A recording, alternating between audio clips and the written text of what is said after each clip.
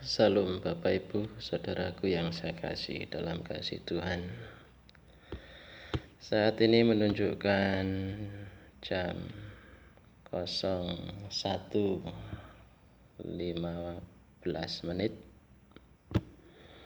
Saya baru saja bangun dari tidur, dan dalam tidur tadi saya bermimpi, dan saya percaya mimpi itu datang dari Tuhan.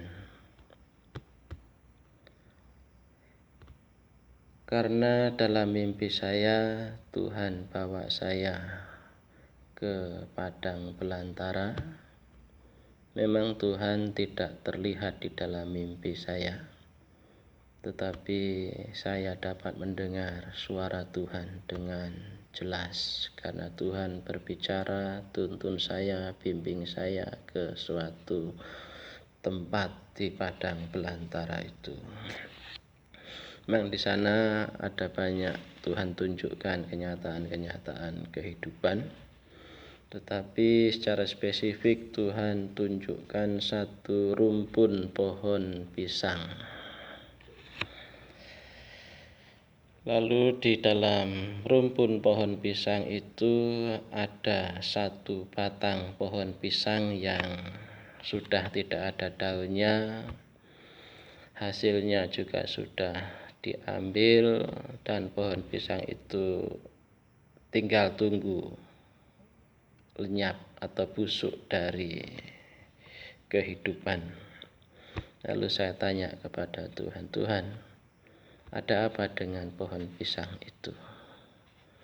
Lalu Tuhan jawab dengan jelas dan suara yang terdengar di telinga saya. Dia bilang, seperti itulah kenyataan kehidupan yang sedang kamu jalani. Ya, pohon pisang itu tumbuh dimulai dari bertunas. Dia bertumbuh menjadi pohon pisang yang besar dan akhirnya menghasilkan buah. Setelah itu dia akan lenyap dari kenyataan hidup. Lalu apa hubungannya dengan saya? Ya, seperti itu kehidupanmu. Ini jawaban dari Tuhan ketika saya sedang dalam kondisi kayak stres, karena bertanya-tanya tentang kenyataan hidup yang sedang saya jalani, dan khususnya dalam pelayanan pekerjaan Tuhan. Hasil yang saya hasilkan kok tidak seperti apa yang saya inginkan. Lalu Tuhan bilang, pohon pisang itu tugasnya bertumbuh sebaik mungkin. Dia akan menjalani kehidupan, dan hidupnya pun itu pemberian Tuhan. Dia tidak bisa memilih buah apa yang akan dihasilkannya. Buahnya juga adalah pemberian Tuhan. Karena itu Tuhan jawab atau bacakan seperti ayat yang saya baca ini. Dikatakan, buanglah kesedihan dari hatimu dan jauhkanlah penderitaan dari tubuhmu, karena kemudahan dan fajar hidup adalah kesia-siaan. Jadi buanglah kesedihan dari hatimu, jauhkanlah penderitaan dari tubuhmu, karena kemudahan dan fajar hidup adalah kesia-siaan.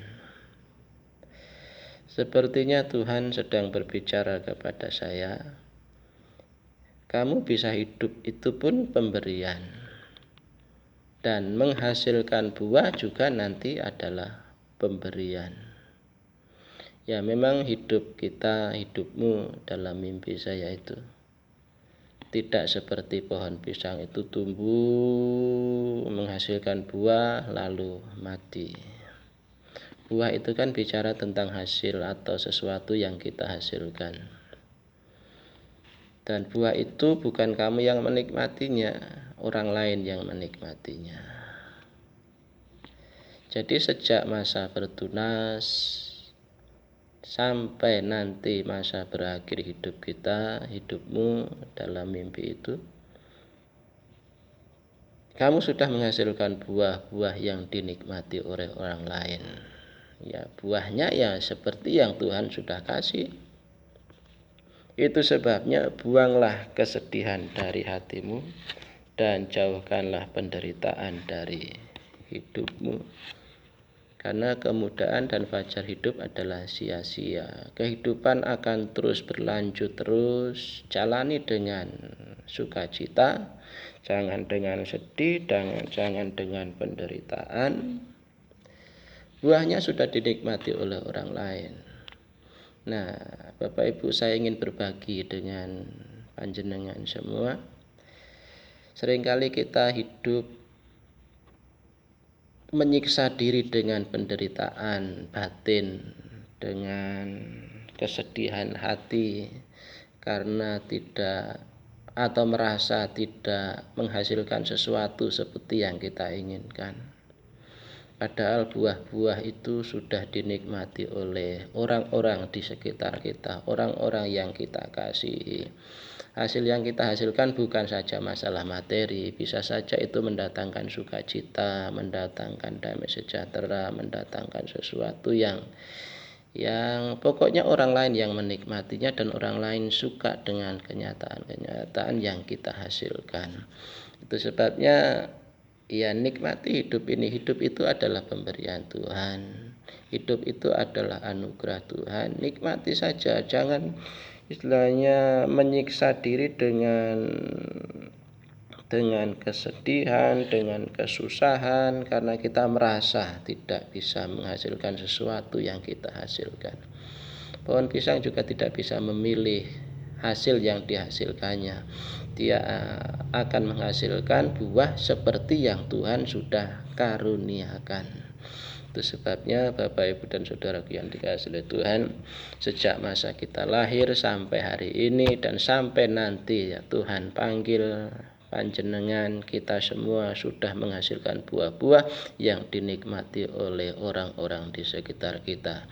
Itu sebabnya mari kita menjalaninya dengan ucapan syukur, dengan sukacita, dan jangan menyiksa diri dengan kesusahan hati, penderitaan tubuh yang kita merasa tidak bisa menghasilkan apa-apa, padahal Tuhan bilang kamu dalam mimpi saya sudah menghasilkan sesuatu yang dinikmati oleh orang lain.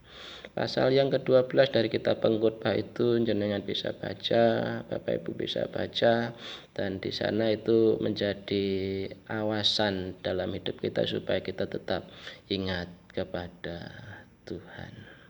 Oke, Tuhan memberkati. Maju terus dalam Tuhan, tetap semangat di dalam Tuhan. Amin.